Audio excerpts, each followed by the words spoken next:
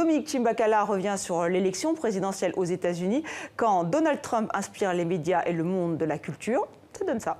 On a big butt, bitch, somewhere get my nuts kissed. That's the way it goes when you party just like I do. Bitches on my dick that used to brush me off in high school. Take over the world when I'm on my Donald Trump shit. Look at all this money, ain't that some shit? Take over the world when I'm on my Donald Trump shit. Look at all this money, ain't that some shit? We gon' take over the world while these haters getting mad. That's why all my bitches bad, they see this crazy life I have and they in awe. We gon' win, you can take the lose or draw. What I'm in, got these hoes who used to play me in they bras. We gon' take over the world while these haters getting mad.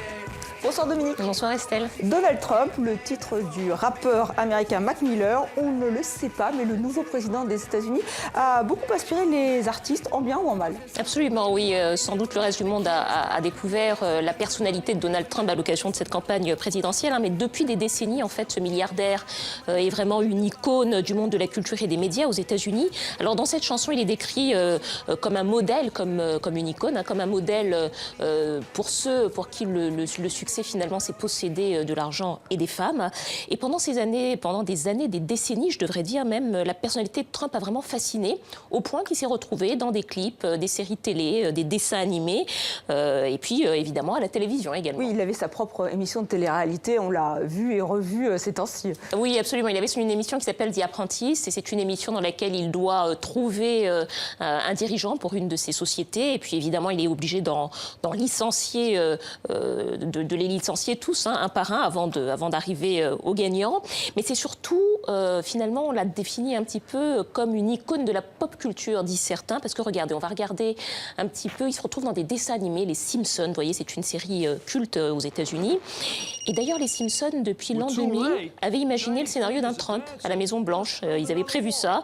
Et d'ailleurs, ils avaient aussi prévu que ce serait une femme qui lui succéderait après qu'il ait laissé le bazar, je cite, à la Maison-Blanche. Donc ça, on vérifiera dans quelques années. Et puis là, en 92, on le voit qui indique son chemin au petit garçon de Maman, j'ai raté l'avion, petit garçon qui est perdu dans un de ses hôtels. Et puis là aussi, il est aussi apparu dans cette série, qui était une série que tous les adolescents regardaient, Le Prince de Bel-Air, dans laquelle jouait Will Smith, rappeur, comédien.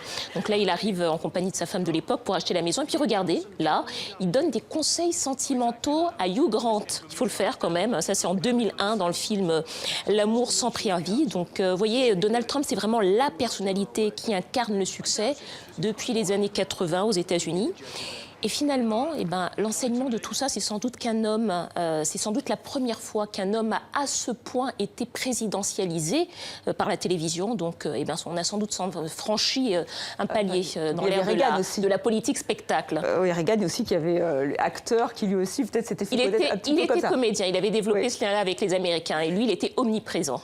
Alors, on va parler maintenant de culture plus classique, si j'ose dire, avec le musée de Grenoble en France, qui expose les années parisiennes du peintre russe Vassili Kandinsky. Absolument, Vassili Kandinsky, peintre, graveur, théoricien de l'art abstrait au début du XXe siècle. Il est arrivé en France, enfin dans la région parisienne, à Neuilly-sur-Seine exactement, en 1933, après la fermeture de l'école du Bauhaus, où il enseignait en 1922. Donc on va regarder ses œuvres, ce sont des œuvres très colorées, poétiques. Il y a vraiment, disait-il, une volonté d'exprimer ses rêves, ses pensées, ses émotions de façon abstraite dans ses tableaux. Et cette période parisienne, finalement, c'est une période assez peu connue de l'œuvre de Kandinsky, parce que souvent on insiste sur la période du Bauhaus, qui est jugée beaucoup plus flamboyante. En tout cas, là, au musée de Grenoble, c'est l'occasion de voir ou de redécouvrir l'œuvre de Kandinsky, qui a vraiment été un tournant dans l'histoire de l'art du XXe siècle. On écoute le directeur du musée. On a souhaité, avec Sophie Bernard, donc conservatrice au musée avec qui j'ai fait l'exposition, de présenter vraiment un parcours didactique qui permette de suivre l'artiste d'année en année. Tout à coup, donc autour de 1910, l'art ne va plus représenter fidèlement le réel, mais va représenter des intuitions, des sensations devant le réel, et donc passer d'une représentation de la réalité à une sorte d'interprétation de la réalité totalement subjective. Merci Dominique, à très bientôt pour une nouvelle chronique.